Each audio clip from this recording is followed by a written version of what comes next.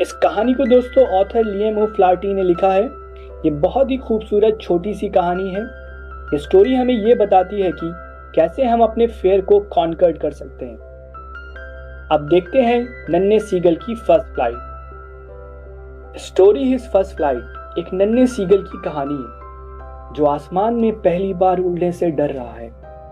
कहानी कुछ इस तरह है कि उसकी मदर उसे कैसे उसके ये डर को खत्म करती और उसे अपने इस डर पर जीत दिलाती।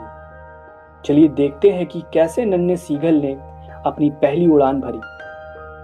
हमारा नन्हा सीगल अकेला चट्टान के किनारे डरा हुआ खड़ा है। एक दिन पहले ही उसने अपने भाई बहनों को आसमान में अपनी पहली उड़ान भरते हुए देखा था। हालांकि उनके पंख हमारे नन्हे सीगल से छोटे थे, लेकिन फिर भी वो अपने पंख फड़फड़ाकर दौड़ते हुए गए और चट्टान से जंप लगा दी और अपनी पहली फ्लाइट में कामयाब हो गए। उसके पेरेंट्स उसे देखते हैं, वो उसे जंप करने के लिए कहते हैं, वो उसे डांटते हैं, डराते हैं और कहते हैं कि अगर तुम नहीं कूदे तो भूखे मर जाओगे। मगर हमारा नन्हा सीगल डरा हुआ है क्योंकि उसके अंदर सेल्फ डाउट है। उसे लगता है कि अगर मैं कूदा तो उड़ नहीं पाऊंगा और इस विशाल नीले सागर में डूब जाऊंगा। वो अब ऐसे ही सूरज की चिलचिलाती धूप में खड़ा रहता है। उसने पिछली रात से कुछ नहीं खाया है। वो ऐसे ही भूखे पेट अपने पेरेंट्स को देख रहा है कि वो कैसे उसके भाई बहनों को सिखा रहे हैं। वो अपने बड़े भाई को उसकी पहली फिश पकड़ते हुए देखता है। उसके भाई बहन दूसरी चट्टान पर खड़े होकर उसे टीज भी करते हैं। गर्मी बढ़ रही थी और हमारे नन्हे सीगल को जोरों से भूख लगी थी।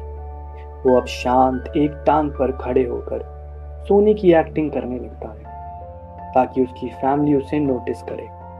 लेकिन उसके भाई बहन सो रहे हैं और उसके फादर अपने पंखों को साफ कर रहे हैं, लेकिन उसकी मदर उसे नोटिस करती है।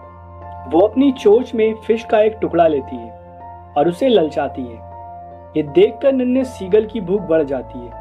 वो उस फिश के टुकड़े को खाना चाहता है क्योंकि उसने पिछले रात से कुछ नहीं खाया। वो उस फिश के टुकड़े को खाने के लिए अपनी मदर की ओर दौड़ता है, लेकिन उसकी मदर उसे लेकर उड़ जाती है। वो चिल्लाता है और अपनी मदर से वो टुकड़ा मांगता है। उसकी मदर अब वो टुकड़ा लेकर उसकी तरफ बढ़ती है। हमारा नन्हा सीगल खुश हो जाता है, लेकिन ये क्या, उसकी मदर चट्टान से कुछ दूरी पर उड़ती रहती है, इतना दूर कि अगर हमारा नन्हा सीगल जंप लगाए तो वो उस टुकड़े को पा सकता है। मगर हमारे नन्हे सीगल को तो डर लगता है, लेकिन फिर भी हमारा नन्हा सीगल जंप लगा देता है। वो जोर जोर से चिल्लाने लगता है। उसकी हार्ट बीट फास्ट हो जाती है, लेकिन सिर्फ कुछ सेकंडों के लिए। फिर वो अपने पंखों को फैलाता है और आसमान की तरफ उड़ने लगता है। वो अब गिर नहीं रहा था, बल्कि आसमान में तैर रहा था। अब उसे उड़ने से डर नहीं लग रहा था और ना ही उस विशाल सागर से। उसकी फैमिली भी उसके साथ उड़ने लगती है, उसे चीयर अप करती है। अब नन्हा सीगल समुद्र की ओर बढ़ता है, जिससे उसे डर लगता था। वो थोड़ा डरता है, लेकिन फिर भी अपने पैरों को समुद्र के ठंडे पानी में डुबा देता है।